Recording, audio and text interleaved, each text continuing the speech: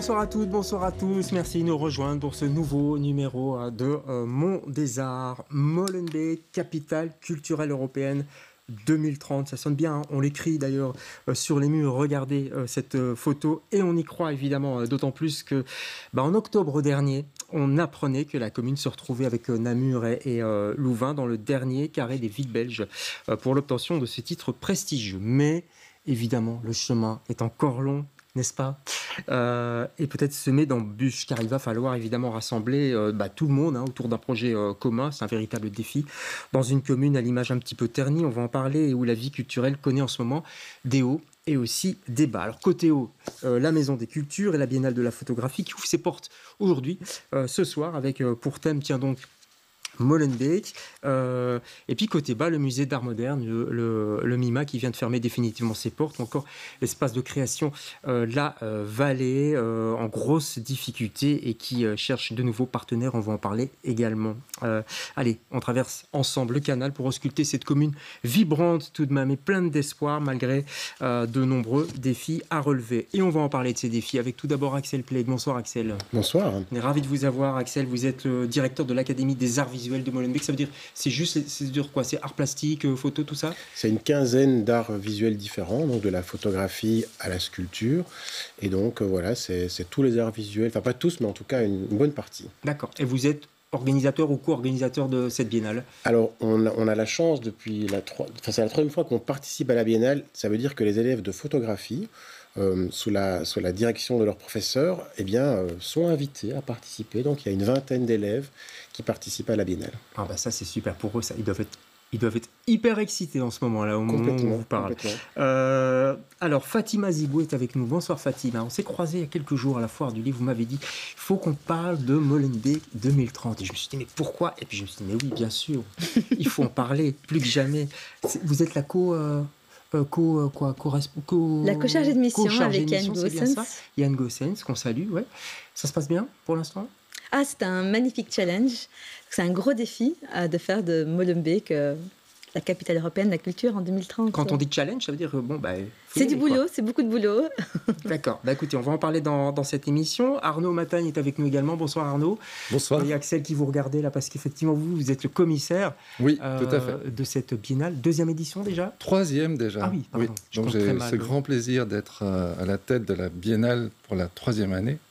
Donc ça fait 6 ans qu'on est occupé sur un projet qui met en valeur à la fois la culture à Molenbeek, mais aussi les regards des photographes professionnels et amateurs. Des pros et des amateurs. C'est génial. Que demande le peuple? C'est parfait. Pierre Pevet, bonsoir Pierre. Bonsoir. Vous êtes responsable, vous préférez pas dire directeur, responsable, c'est très bien. De La Vallée. La Vallée, c'est un centre de création, c'est ça? C'est un lieu de vie, un lieu où on regroupe différentes activités culturelles et créatives. On dit tiers-lieu, ça vous va ça? Tiers-lieu, c'est bien, mais oui, c'est un terme qui nous correspond. On a cette étiquette-là. Je trouve, ouais. Oui. Et moi, j'aime bien lieu de vie.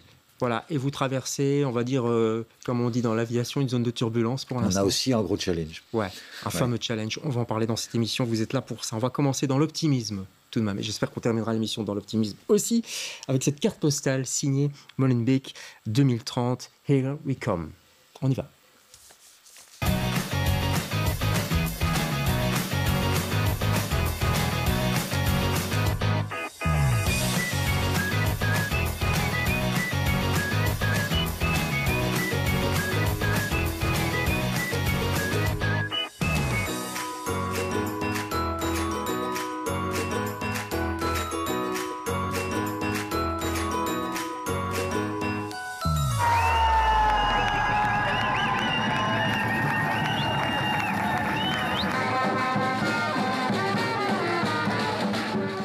Dis donc, quelle ambiance, Fatima.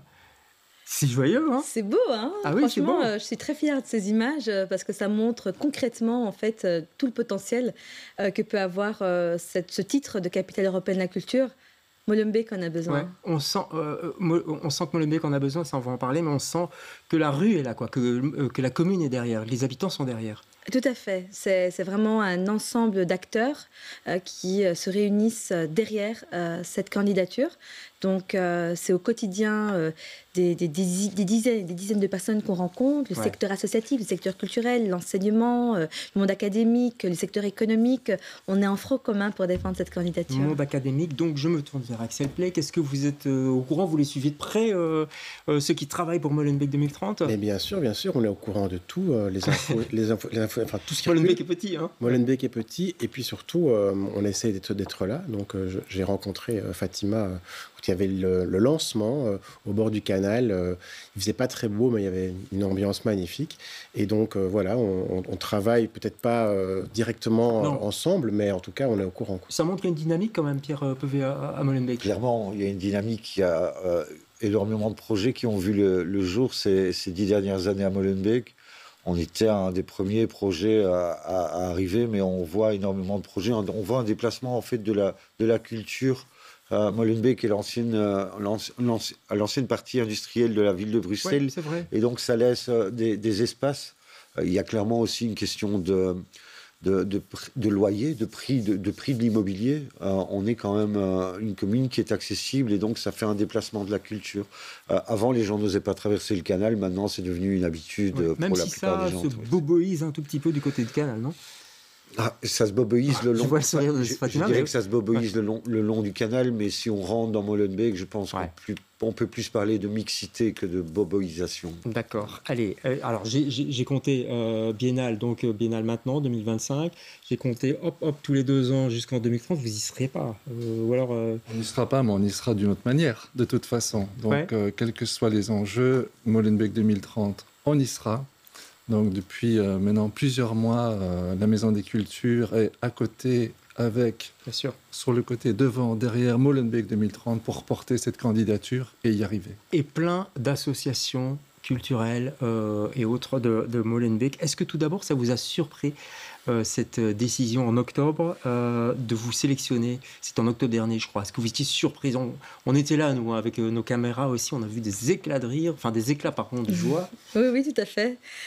C'était euphorique, effectivement, parce que on a eu beaucoup de stress, parce qu'en fait, l'enjeu nous dépasse en tant que personne. C'est un enjeu sociétal et on pense en fait à toutes ces personnes qu'on a rencontrées durant ce processus. On a travaillé dur pour y arriver. En même temps, on a peur, parce qu'en fait, quand je disais à mon père les villes qui étaient candidates, quand je lui parlais de Bruges, de Gand et de Molenbeek comme candidat, il me dit « T'es sérieuse ?» Oui, ça faisait un Et peu donc bizarre. lui-même, il en doutait un peu. Donc c'est vrai que... Comme quoi, il ne faut jamais douter. Hein, comme quoi, il faut toujours y croire. Je voudrais qu'on regarde une photo. C'est la photo plus ou moins de l'équipe, ou en tout cas l'équipe de base. Voilà, on les voit. Vous les voyez sur le grand écran. Fatima, est-ce que vous êtes soutenu par le politique, à la fois au niveau communal, voilà bourgmestre là, à la fois la Fédération Wallonie-Bruxelles qui vous soutient? Oui, en fait, déjà c'est la région qui a eu l'idée d'introduire cette candidature. Donc on est pleinement soutenu par la région et c'est pour ça qu'on est Molenbeek for Brussels, c'est-à-dire que c'est Molenbeek qui a introduit la candidature, mais c'est en collaboration avec l'ensemble des communes de la région de Bruxelles-Capitale. Ça, c'est important de souligner. On est soutenu effectivement par la commune de Molenbeek et avec le nouveau collège que nous avons rencontré. Ils sont vraiment... on est en front commun, en fait, pour défendre ce titre. D'accord. On parle beaucoup d'une remise en question des subsides de la culture en ce moment. C'est un petit peu... c'est un vent qui passe comme ça. Ça vous fait peur, ça, ou pas? Mais déjà, il faut qu'on ait un gouvernement à la région de Bruxelles-Capitale, donc pour pouvoir avoir ce budget.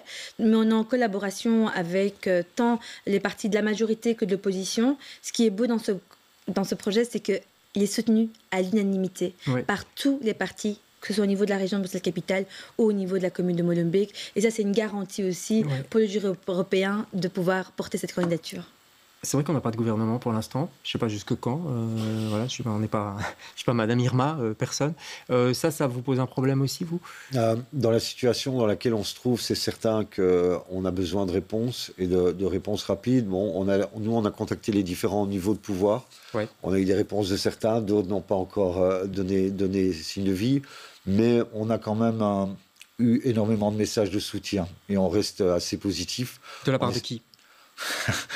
de la part bah de oui. qui Bah oui, mais... de la part de beaucoup de monde. Au-delà du monde culturel, je veux dire. Au-delà du monde culturel et au-delà du monde politique, en fait, également. Même la Commission européenne a montré un soutien vraiment par rapport au projet. Et les gens ont relevé l'importance du rôle de la vallée sur le territoire et sur la ville de Bruxelles.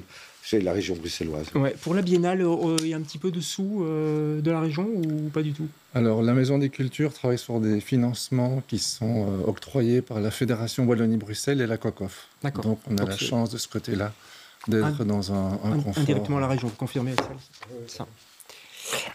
Alors, qu'est-ce que ça peut apporter à Molenbeek, tout ça? À part cet enthousiasme, j'ai vu des réflexions de certaines personnes qui disent pourquoi dépenser autant d'argent pour un événement qui va être éphémère finalement? Pas du tout, c'est loin d'être éphémère. C'est un processus qu'on construit sur plusieurs années. Alors 2030, c'est l'année de la capitale européenne de la culture, mais on est en train de travailler aussi sur ce qu'on appelle le legacy, donc ça veut dire l'héritage. Donc en 2031, donc il y aura un effet durable. Oui, il y aura pas, on va pas tomber dans un trou. Non, au contraire, et c'est d'ailleurs une des conditions du jury européen, c'est de penser les choses à long terme. Donc il y aura, vous savez, le titre de capitale européenne de la culture, quand elle est bien menée, ça transforme une ville, ça transforme un territoire. On l'a vu avec plein d'exemples. Et donc, c'est ça l'ambition. Et Molenbeek a besoin de ce titre parce que c'est aussi... je pense que, de manière générale, les Bruxellois ont besoin de rêves, ont besoin de pouvoir se projeter. Et c'est une formidable opportunité de le faire. Pourquoi on a besoin spécialement à Molenbeek? On parle effectivement d'une image un petit peu ternie par les événements qu'on a envie d'oublier. Vous le sentez aussi en tant que directeur de l'Académie? En fait, cet état d'esprit? Disons que nous, on a une école. Ouais. Donc nous, on accueille des enfants à partir de 6 ans jusqu'à 76 ans. Et donc nous, on travaille dans Molenbeek, sur la culture à Molenbeek, mais on est vraiment là pour les apprentissages. Donc oui, c'est différent, mais la volonté de bien faire à Molenbeek, elle est là aussi. Est-ce que les élèves, par exemple, sont fiers de leur commune? Alors, on a environ 35-38% de Molenbeekois parmi les élèves. Ah oui, pas plus. Pas plus, mais ça veut dire que l'Académie de Molenbeek rayonne jusqu'à Otigny, Wemmel. Enfin, je parle vraiment d'élèves qui viennent de là. Donc il y a des gens qui viennent d'Otigny pour aller à l'Académie de Molenbeek. Complètement. Wow. Parce qu'on a des spécificités, on a des ateliers qu'il n'y a pas ailleurs. Et donc, c'est aussi une sorte de rayonnement, j'ai envie de dire, à cheval entre la culture et l'instruction publique.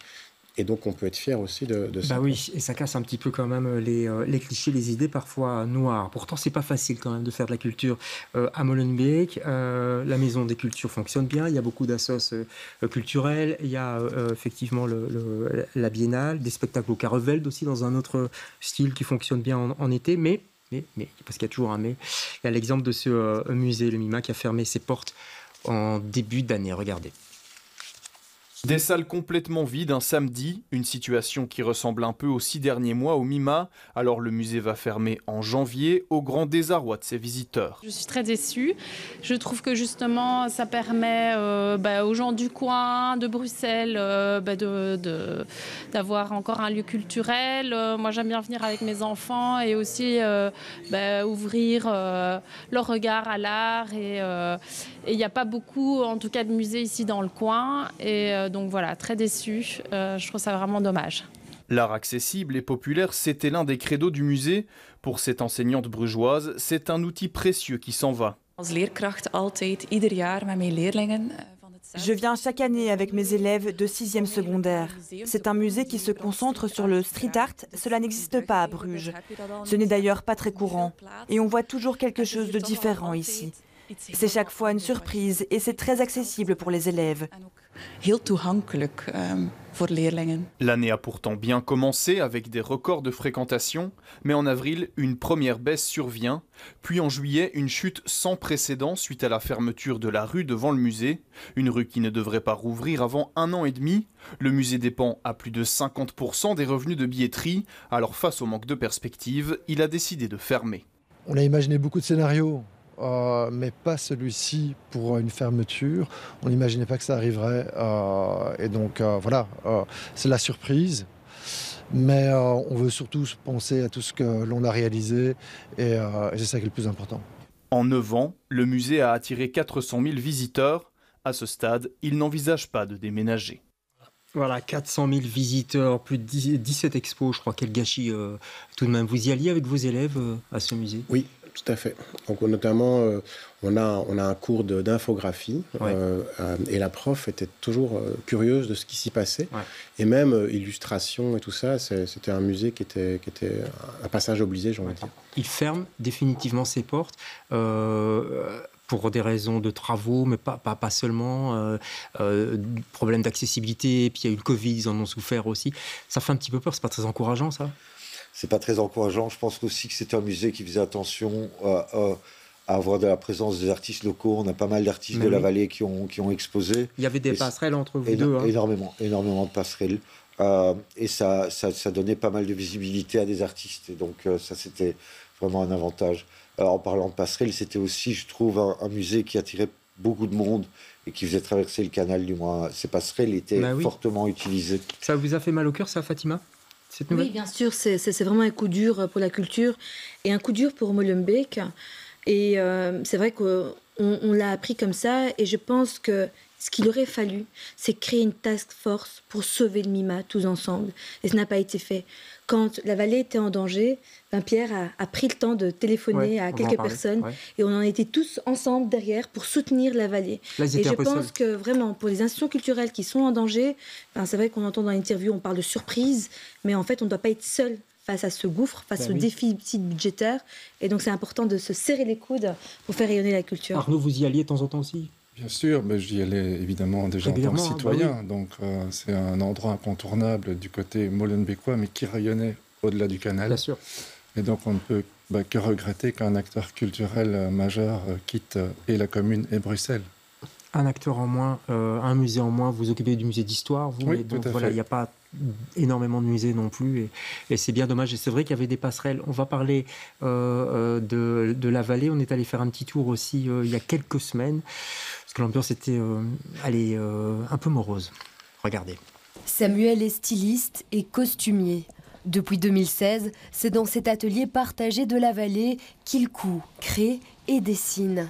Ce qui me plaît à la vallée, c'est la mixité, la possibilité de pouvoir en un même lieu rencontrer un peintre, un photographe, un vidéaste. C'est très riche et stimulant et on se sent beaucoup moins isolé aussi dans notre pratique.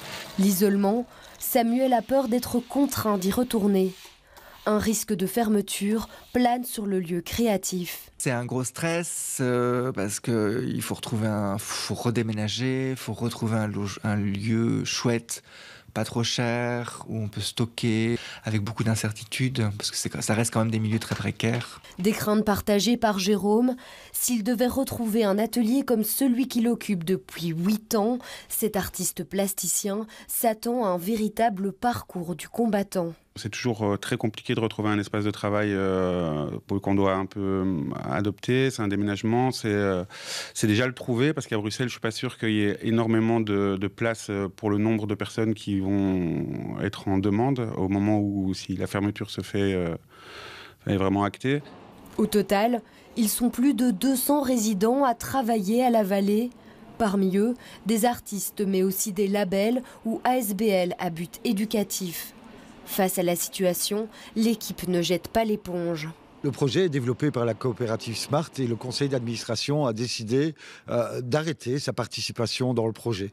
On acte ça, mais on pense que le projet est assez fort que pour continuer. Il y a quand même l'activité économique de 200 personnes qui est en jeu, également sur tous les événements. On sait la difficulté des lieux culturels actuellement à Bruxelles. Le principal, c'est d'arriver à sauver l'outil de travail des gens.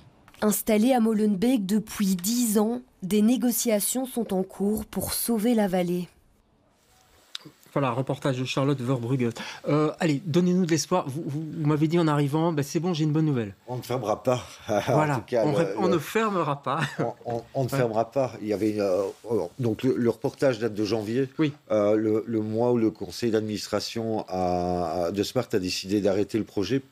Il y a eu du travail. Bon, ça fait 2 mois, c'est encore tout frais, mais il y a eu du travail qui a été fait. Et on a décidé de continuer. Et on va continuer. Donc vous avez trouvé des partenaires en dehors de la Smart ? On a trouvé des partenaires.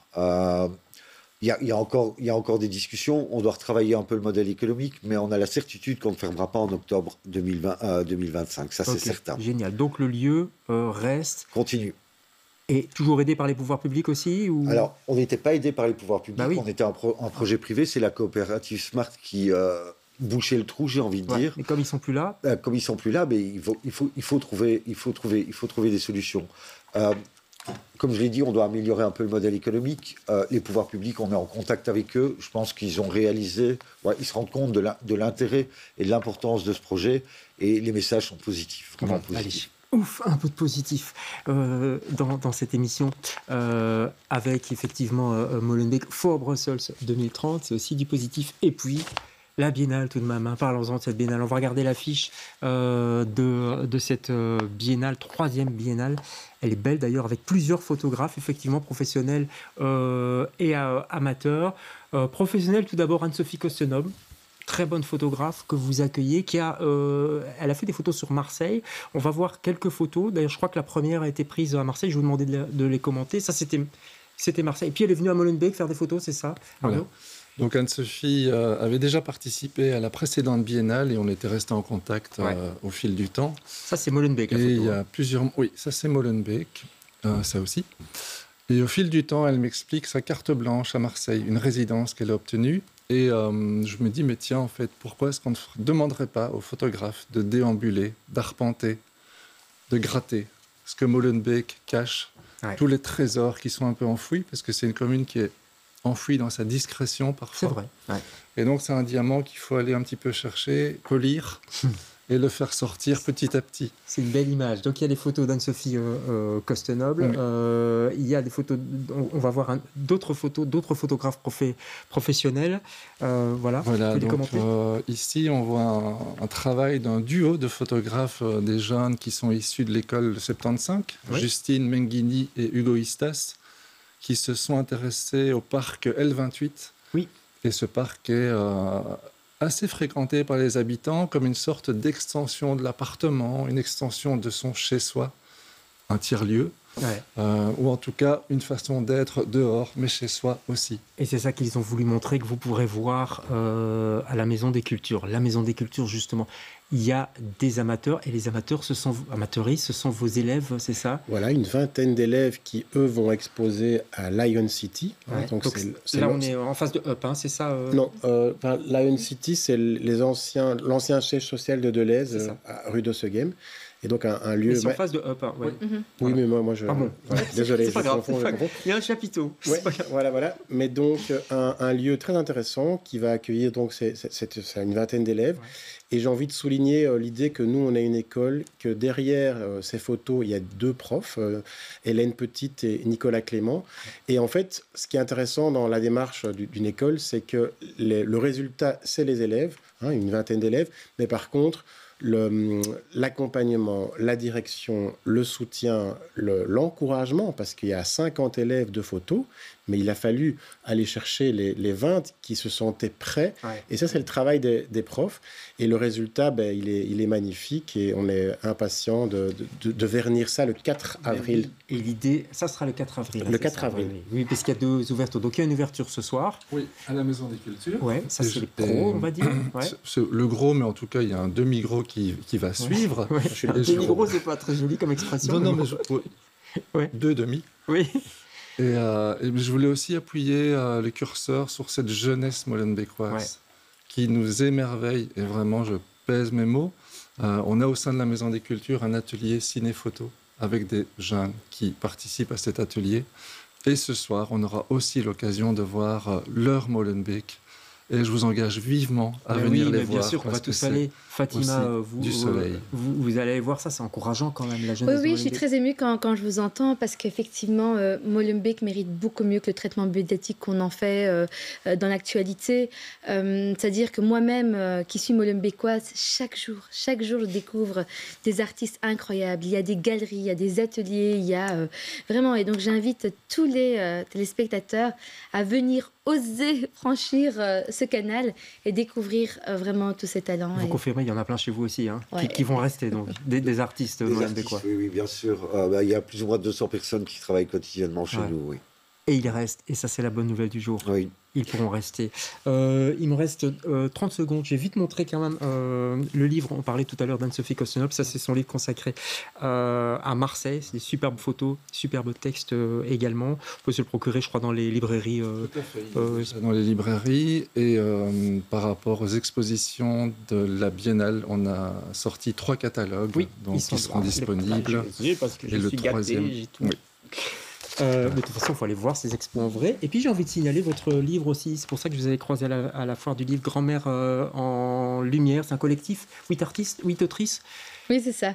Donc, c'est vrai que c'est dans un tout autre contexte. Oui, c'est pas grave. Donc, on a présenté le bouquin à la foire du livre il y a quelques jours. Et donc, ça relate en fait l'histoire de nos mères et de nos grands-mères qui en fait font partie aussi de l'histoire de Bruxelles. Et de Molenbeek, j'imagine, entre autres. Tout à fait. Et c'est chez Malmström. Merci à tous les 4 d'avoir amené votre dynamisme et votre vision positive de Molenbeek. Et puis on croise les doigts, évidemment. Hein, on compte sur pour vous, Molenbeek. Et on compte sur tout le monde. Sur tout le monde, vraiment. Et on sera derrière vous. Merci à tous les 4. Nous, on se retrouve jeudi prochain pour un autre Monde des Arts. Bonsoir.